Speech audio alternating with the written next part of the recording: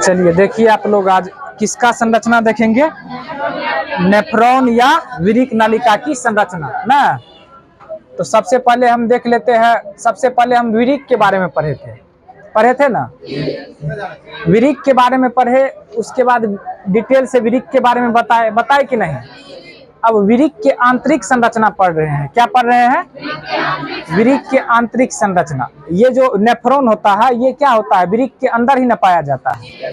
इसीलिए हम क्या कह सकते हैं इस नेफ्रॉन को, ये जितना भी कुछ पढ़ रहे हैं ये क्या है, विरिक की आंतरिक संरचना है। तो विरिक के बारे में पढ़ेंगे तो देखिए विरिक जो होता है जोड़ा में पाया जाता है ना। विरिक क्या होता है, एक जोड़ा होता है। कितना होता है? एक जोड़ा। और प्रत्येक विरिक में लगभग 8 से 10 लाख ये नेफ्रॉन होता है। प्रत्येक विरिक में कितना होता है? लगभग 8 से 10 लाख ये नेफ्रॉन पाया जाता है। अब कहिएगा नेफ्रॉन इतना बड़ा है, विरिक तो बनाए थे छोटा ही बनाए थे ना। तो इस नेफ्रॉन को जूम क्या किया गया है, जूम करके मतलब बड़ा करके हम दिखा दिए हैं। क्योंकि अब सोचिए 8 से 10 लाख प्रत्येक विरिक में मतलब नेफ्रॉन पाया जाता है, तो कितना छोटा होगा, बहुत छोटा होगा कि नहीं। तो इसको हम समझने के दृष्टिकोण से इतना क्या किए, बड़ा बनाए, लेकिन बहुत छोटा है, समझना यार। तो कितना प्रत्येक नेफ्रॉन में कितना पाया जाता है? 8 से 10 लाख नेफ्रॉन पाया जाता है, ठीक है। और विरिक जो है, विरिक की संरचनात्मक और क्रियात्मक इकाई पूछेगा तो क्या बताइएगा? संरचनात्मक एवं क्रियात्मक इकाई को क्या कहते हैं?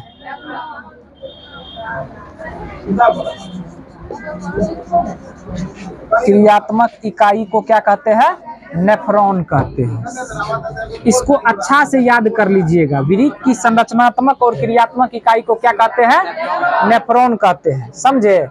उसके बाद देखिए नेफ्रॉन के बारे में हम कल भी बताए थे, जैसे ही नेफ्रॉन ऑप्शन देगा, ठीक है, तो वहां पर न्यूरॉन दे देता है ना, ताकि आप लोग मतलब गड़बड़ा जाए। नेफ्रॉन और न्यूरॉन थोड़ा सा फर्क है, लगभग मतलब एक ही जैसा लग रहा है कि नहीं लग रहा है।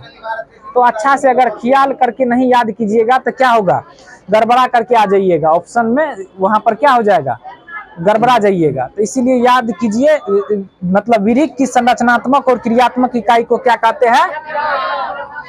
तंत्रिका कोशिका के संरचनात्मक और क्रियात्मक इकाई को क्या कहते हैं? न्यूरॉन कहते हैं, ठीक है। वो हम तंत्रिका कोशिका के बारे में आगे बताएंगे। तंत्रिका कोशिका के बारे में क्या बताएंगे? अब हम देख लेते हैं नेफ्रॉन की संरचना को, पहले देख लेते हैं। तो देखिए ये प्याला जैसा जो नेफ्रॉन का जो शुरुआत होता है, ये प्याला जैसा है ना, देखिए इस तरीका से प्याला बना हुआ है कि नहीं है। तो इस प्याला जैसा संरचना को क्या कहते हैं? बोमेन संपुट। ये जो प्याला जैसा इस तरीका से संरचना है, इसको क्या कहते हैं? बोमेन संपुट कहते हैं, समझ में आया। उसके बाद देखिए ये प्याला जैसा जो संरचना बोमेन संपुट है, ये किसको घेरे हुए है? ग्लोमेरुलस। ये रक्त का जाल होता है, रक्त का क्या होता है? जाल होता है। तो क्वेश्चन आएगा कि बोमेन संपुट जो है ये चारों ओर से किसको घेरे रहता है? तो ग्लोमेरुलस को घेरे रहता है। चारों ओर से किसको घेरे रहता है? तो अब हम बोमेन संपुट को देख लिए, प्याले जैसी, यानी नेफ्रॉन की जो शुरुआत होता है प्याले जैसी संरचना के द्वारा, जिसको हम क्या कहते हैं? बोमेन संपुट। और ये बोमेन संपुट ग्लोमेरुलस को क्या करते हैं? ये दोनों को अगर मिला दिया जाए तो इसको क्या कहते हैं, पता है? मेलपिगियन कोष कहते हैं। इसको भी याद रख लीजिएगा, लिखा दिए है वैसे आप लोगों को। ये दोनों को मिला देते हैं तो क्या कहते हैं दोनों को? यानी बोमेन संपुट और ग्लोमेरुलस को सम्मिलित रूप से क्या कहा जाता है? मेलपिगियन कोष। क्या कहा जाता है? मेलपिगियन कोष। मेलपिगियन कोष कहा जाता है, समझे। इसको याद रखिएगा, ऑब्जेक्टिव में आ सकता है कि दोनों को मिला देंगे तो क्या। अब देखिए ये जो ग्लोमेरुलस है, एक और से क्या जुड़ा रहता है? अधिवाही धमनिका। दूसरा और इधर क्या जुड़ा रहता है? अपवाही धमनिका, ठीक है। एक है अधिवाही धमनिका, दूसरा और क्या है? अपवाही धमनिका, ठीक है।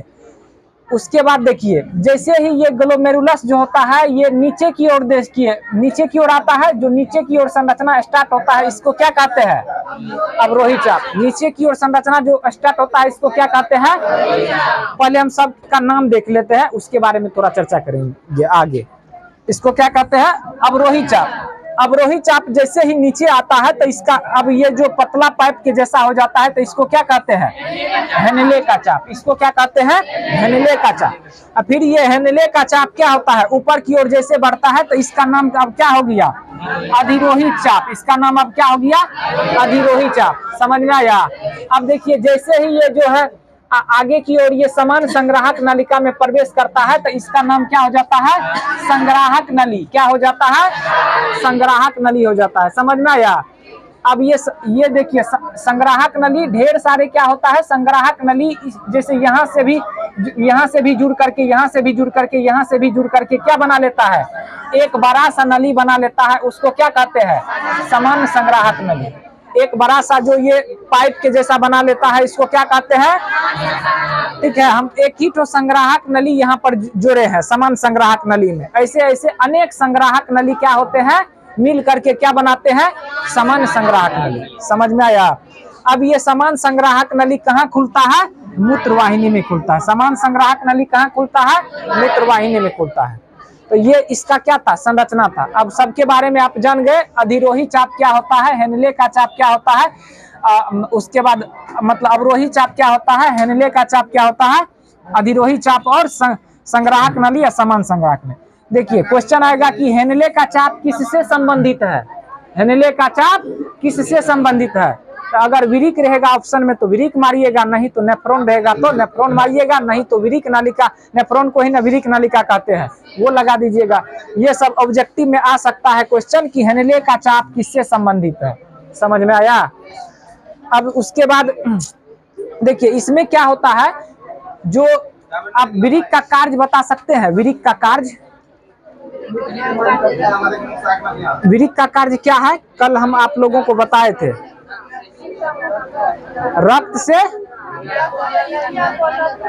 रक्त से यूरिया को अलग करना और उसके बाद अलग करके क्या किसका निर्माण करना? मूत्र का निर्माण करना। ये क्या है? विरिक का कार्य। विरिक का मेन कार्य क्या है?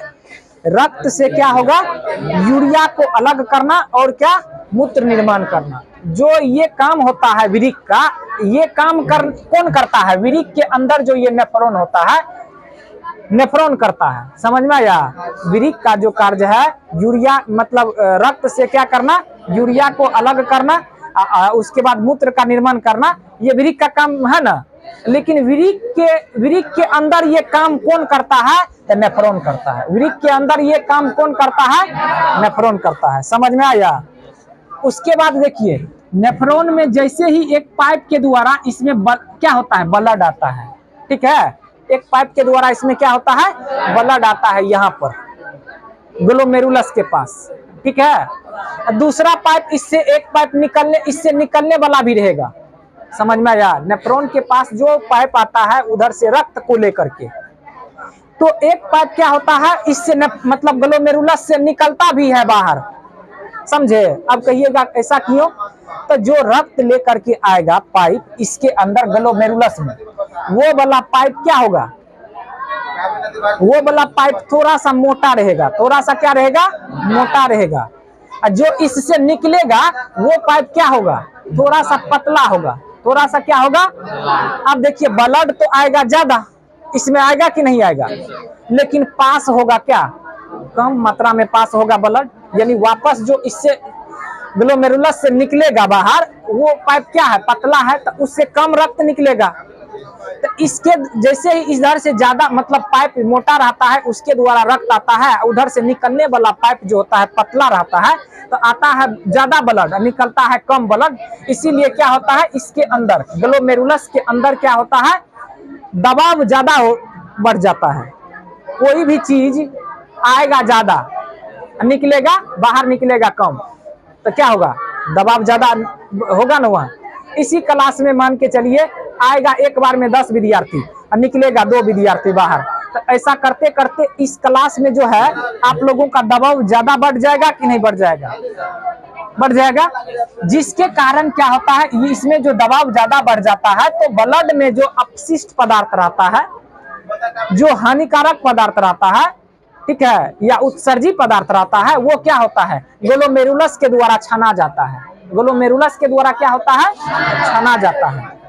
जो मतलब छनाने के बाद देखिए, ब्लड को शुद्ध करता है फेफड़ा, ब्लड को क्या करता है, शुद्ध होता है ब्लड फेफड़ा में।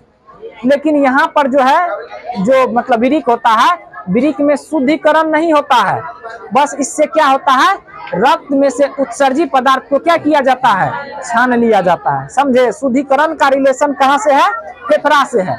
अपशिष्ट पदार्थ यहाँ पर क्या करता है, विरिक में से, मतलब विरिक क्या करता है, अपशिष्ट पदार्थ को केवल और केवल ब्लड में से अलग करने का काम करता है। समझ में आया। तो जो अपशिष्ट पदार्थ रहता है वो ग्लोमेरुलस के द्वारा छना जाता है। उसके बाद इस रास्ते से क्या होता है, इस रास्ते के साथ से मूत्र के साथ क्या होता है, ये इस रास्ते के साथ मूत्र के द्वारा क्या होता है, अपशिष्ट पदार्थ ऐसे होकर के इस तरीका से क्या होता है, हेनले के चाप से गुजरते हुए, अधिरोही चाप से गुजरते हुए, उसके बाद संग्राहक नली से गुजरते हुए किस में प्रवेश करता है, सामान्य संग्राहक नलिका में प्रवेश करता है। सामान्य संग्राहक नलिका का कहाँ खुलता है, मूत्रवाहिनी में, जिसके द्वारा अब मूत्रवाहिनी में जैसे आ जाएगा तब उसके बाद क्या हो जाएगा, जो मूत्र रहता है वो ब्लड में चले जाएगा, मतलब ब्लड, सॉरी ब्लड में नहीं, ब्लड से तो वही मतलब मूत्राशय में जाएगा, क्योंकि मूत्रवाहिनी का मतलब संबंध किससे है, जुड़ा हुआ रहता है, किससे जुड़ा हुआ रहता है, मूत्राशय से। तो ये समान संग्राहक नलिका कहाँ खुलता है, मूत्रवाहिनी में। मूत्रवाहिनी कहाँ खुलता है, मूत्राशय में। मूत्राशय से मूत्र मार्ग के द्वारा क्या होता है, शरीर के बाहर निकल जाता है। अब आप लोग समझ गए होंगे नेफ्रॉन की संरचना क्या है और नेफ्रॉन का मतलब कार्य क्या है, समझे। ठीक है, तब अगले क्लास में मिलते हैं।